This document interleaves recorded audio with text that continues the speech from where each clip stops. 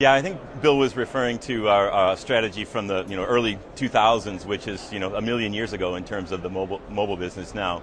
The market has changed tremendously, and I think one of the silver lining of this for us is that we kind of reapproached this space and said the smartphone experience should be more personal. It should be about the things that you care about, not what someone else decided was interesting. And so that's when we built Windows Phone to really focus on that idea of making the most personal smartphone.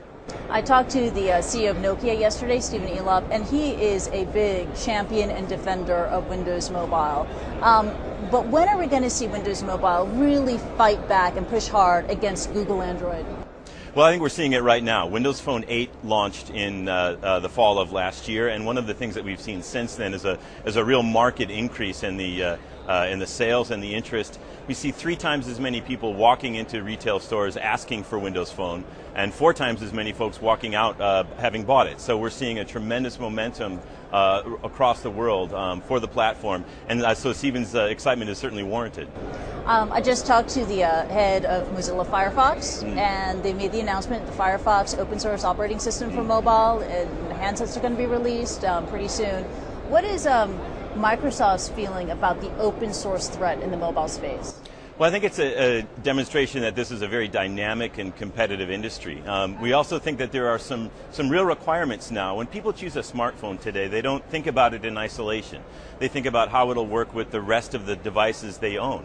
The tablet, the PC, the servers at work, and how can I get work done. Even gaming, will it work with my TV and my game console? So they think about this as a part of a range of things that need to work together. That's one of the strengths of Windows Phone, is that all of the stuff you care about flows across those devices and kind of comes to you in a way that no other platform does. So I think those requirements will be increasingly important going forward, but it certainly is a competitive space to be in. Let's talk about affordable smartphones next. Microsoft recently partnered with Huawei to develop smart devices for Africa. Tell me about it.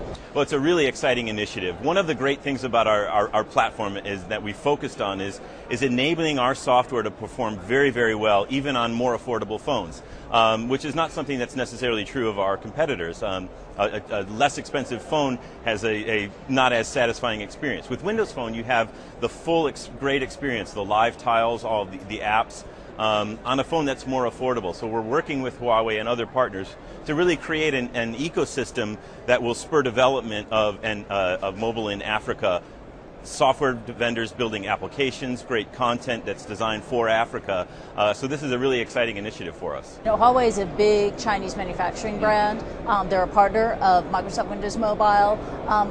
Partnering with them and other handset makers in China, are you going to get a significant slice of the market share in the world's biggest smartphone market? We certainly expect to. In fact, we're already seeing strong signs that is happening. One of the things that we did about a year ago is to enable some of the networking technology required in China, and our OEM partners have been very compelling devices. The Nokia Lumia 620 is doing very, very well.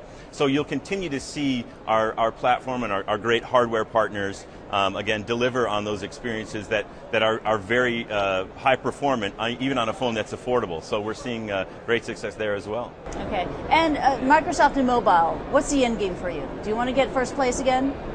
Well, that's always the goal, and I think we've shown that we have patience to build the critical mass of a platform before, whether it's enterprise software or gaming platforms. And in mobile, we're certainly on the right path, and the current trend is very, very positive and impressive. One of the things that is going to become increasingly important, though, is this notion that mobile is not in isolation. It's part of the broader set of technologies that we use to get our jobs done, to stay in touch with our friends and family, or to learn and have fun. And they need to work together. And so you'll see us continue to invest in having the stuff that you care about show up on the device that you happen to be in front of without you having to do anything. So we've got some real advantages there, and I think we'll continue to improve those.